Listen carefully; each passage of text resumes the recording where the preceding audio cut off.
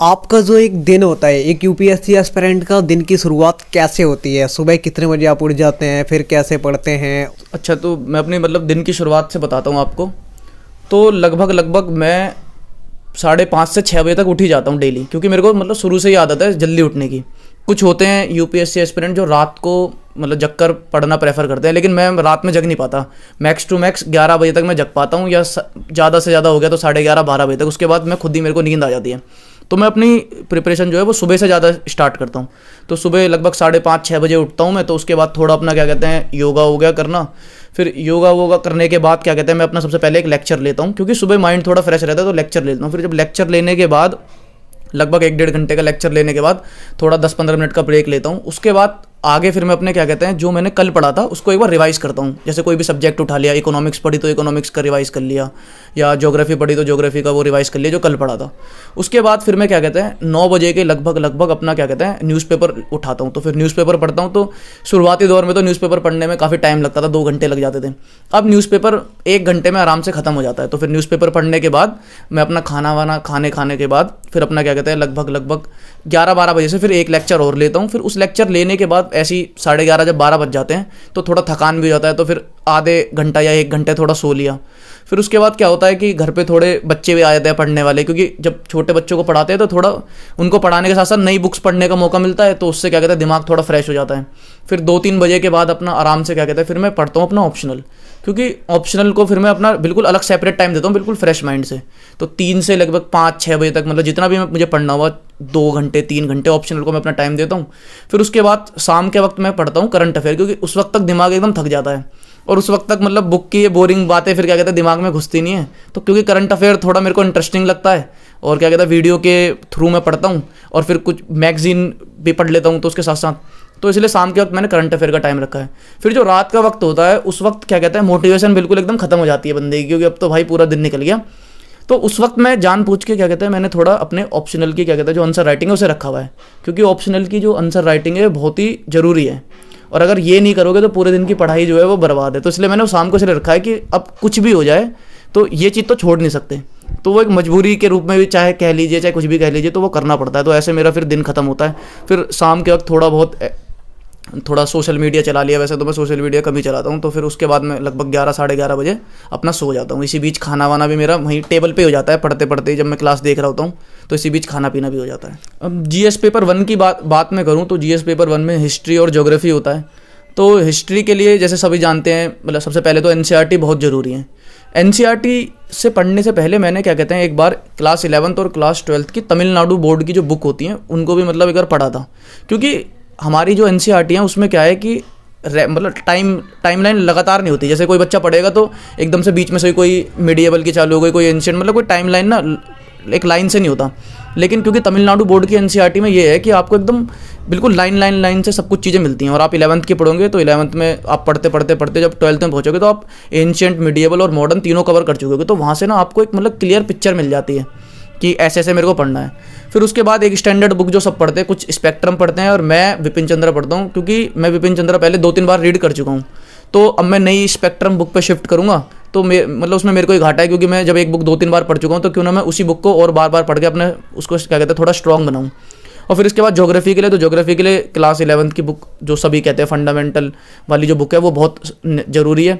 और फिर Indian geography पढ़नी है तो क्लास 11th की जो दूसरी वाली बुक है वो पढ़ लो। उसमें थोड़ा आपको करंट से जोड़ना पड़ता है, क्योंकि उसमें जो कुछ चीज़ें हैं जैसे रिवर सिस्टम, ये सब चीज़ें तो उसमें चलो लिखी हुई हैं, लेकिन जो आजकल न्यूज़ में चीज़ें हैं वो आपको उससे जोड़नी पड़ती हैं। फिर 12th क्लास की बुक जो है वो अगर आप एक रीडिंग जरूर कर लें, इतना इंपॉर्टेंट मैं नहीं मानता उसको, आप रीडिंग जरूर कर लें। फिर उसके बाद एक स्टैंडर्ड बुक है उसमें ज्योग्राफी की जीसी लिया हूँ, ये सब चीज़ें। और बाकी बात रही इन दोनों के आंसर राइटिंग की, तो प्रीवियस ईयर क्वेश्चन पेपर मेरे पास होते हैं। तो उसमें मैं पहले previous year question paper pre के सॉल्व कर लेता हूँ। और जो टॉपिक मैंने पढ़ा, जैसे कि मैंने कोई आज ज्योग्राफी में जैसे प्लेट टेक्टोनिक थ्योरी पढ़ी, तो मैं प्रीवियस ईयर क्वेश्चन पेपर निकालूंगा कि मेंस में प्लेट टेक्टोनिक थ्योरी से कैसा क्वेश्चन पूछा। फिर उसको ट्राई करने की कोशिश करता हूँ कि मैं ये बना पा रहा हूँ, क्वेश्चन नहीं बना पा रहा हूँ। हाँ, अगर मेरे को लगता है पहले मैं अपने माइंड में उसको बनाता हूँ कि अच्छा ये मैं लिख सकता हूँ, फिर उसके बाद मैं उसको कॉपी में लिखने का ट्राई करता हूँ। फिर उसके बाद ऐसे मैं उसकी मेंस की तैयारी करता हूँ। फिर इसी प्रकार से पेपर 2 हुआ, क्योंकि पेपर 2 मेरा पीएसआईआर ऑप्शनल है। तो पीएसआईआर ऑप्शनल में आपको इंटरनेशनल रिलेशन पूरा पढ़ना पड़ता है।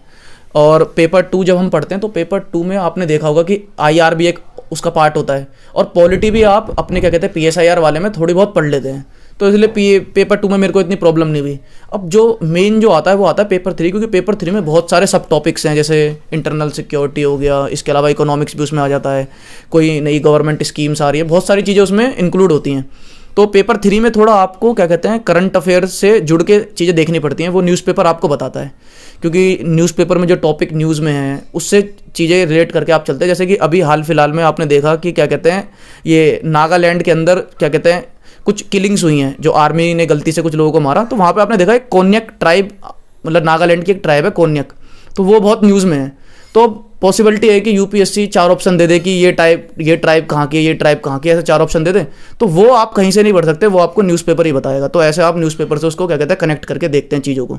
तो ये एक न्यूज़पेपर पढ़ने का, तो ये GS पेपर 3 ऐसे। और फिर GS पेपर 4 के लिए तो एक बुक्स आती हैं, जैसे कि लेक्सिकन की बुक आती है, और क्योंकि मैं तो अनअकैडमी से पढ़ता हूँ, तो अनअकैडमी पे बहुत सारे लेक्चर्स हैं, तो मैं उनको ही प्रेफर करता हूँ देखना, कोई मतलब बाहर की कोई स्टैंडर्ड बुक नहीं पढ़ता। तो ये मेंस के लिए बताएं आप। ये मेंस के लिए ही, मतलब जो मैंने आपको बताया चारों जो थे ये सब मेंस के लिए थे। बस इसमें क्या कहते हैं क्या होता है कि बस आंसर राइटिंग पे आपको मेंस में थोड़ा ज़्यादा ध्यान रखना पड़ता है, और आंसर राइटिंग मेंस के लिए बहुत ही ज़्यादा ज़रूरी है। तो इसके लिए मैंने सोचा है कि मतलब मैं अभी तो क्या कहते हैं एक बार रिवीजन कर चुका हूँ, अब जैसे ही मेरी 2 या 3 बार रिवीजन कंप्लीट हो जाती है इन सब सब्जेक्ट्स की, तो उसके बाद मैं क्या कहते हैं एक आंसर राइटिंग के लिए क्या कहते हैं कोई भी कोचिंग की क्या कहते हैं आंसर राइटिंग की टेस्ट सीरीज ज्वाइन करूँगा, मुखर्जी नगर या फिर करोल बाग में, कहीं पर भी जहाँ पर भी मेरे को सुटेबल होता है वहाँ पर। जब ज़रूरत लगेगी तब? ज़रूरत की बात नहीं है, अभी नहीं करूँगा, बाद में इसलिए करूँगा क्योंकि क्या कहते हैं अभी मैं चाहता हूँ कि पहले 2-3 बार मैं रिवीजन कर लूँ, क्योंकि जब मैं उन टेस्ट को लिखने बैठूँ तो मुझे सब सब्जेक्टों की एक होलिस्टिक जानकारी हो। क्योंकि आप जब मेंस का आंसर लिखते हैं तो उसमें ऐसा नहीं होता कि आप ज्योग्राफी का लिख रहे हैं तो आपको ज्योग्राफी की चीज़ें, उसमें क्या कहते हैं आपको और भी आस्पेक्ट जो होते हैं, चाहे इकोनॉमी हुआ, कुछ भी चीज़ हुई, वो आपको कनेक्ट करके चलना पड़ता है आंसर को। ऐसा हुआ कि आपने ज्योग्राफी पढ़ी और आपने टेस्ट सीरीज ज्वाइन कर लिया, वहाँ फिर आप आंसर लिख नहीं पाएंगे, तो आपके भी पैसे खराब हो जाएंगे, और क्या कहते हैं आपका टाइम भी ख़राब होगा, क्योंकि आप वहाँ बैठ के आंसर लिखेंगे तो इतना टाइम, समय आने जाने का, सब चीज़ें ख़राब होंगी। तो इसीलिए मैं सोच रहा हूँ कि क्या कहते हैं पहले 2-3 बार रिवीजन कर लूँ मैं, उसके बाद मार्च अप्रैल में या फिर क्या कहते हैं अपना प्री हो जाने के बाद भी बीच में सफिशिएंट 2 महीने का टाइम रहता है, या उससे पहले, क्योंकि आंसर राइटिंग तो मैं अभी से करता हुआ आ रहा हूँ। बस टेस्ट में क्या होता है कि वहाँ पे आपको क्या कहते हैं एक इवेल्युएट करने वाला बंदा मिल जाएगा, जो आपको क्या कहते हैं बता पाएगा कि आपने यहाँ गलती करी, यहाँ गलती नहीं करी। तो इसलिए मैं टेस्ट सीरीज़ बाद में ज्वाइन करूँगा। प्री की तो मैं टेस्ट सीरीज़ अभी से मतलब क्या कहते हैं ले आता हूँ टेस्ट, और उनको घर पे ही क्या कहते हैं जो मॉक टेस्ट होते हैं उनको लगाने की क्या कहते हैं प्रैक्टिस करता हूँ, इससे प्री की तैयारी तो ऐसी हो जाती है। ओके, तो दोस्तों अगर आपको ऐसा लगता है कि हम कुछ पूछना वाकई में भूल गए हैं तो आप कमेंट बॉक्स में लिखिए, क्योंकि और ये घर से ही तैयारी करते हैं, कहीं ना कहीं अगर आप भी घर से ही तैयारी करते हैं तो आप भी अपने घर से IAS या IPS बन सकते हैं, कोई भी सरकारी नौकरी ले सकते हैं, लेकिन आपके अंदर एक लगन होनी चाहिए, ईमानदारी से आप मेहनत करने वाले होने चाहिए, आपको भी नौकरी मिल सकती है। आप भी तैयारी कीजिए। मिलते हैं आपसे किसी और वीडियो में, तब तक आप पढ़ते रहिए, आगे बढ़ते रहिए। आज की वीडियो में इतना ही। जय हिंद, वंदे मातरम।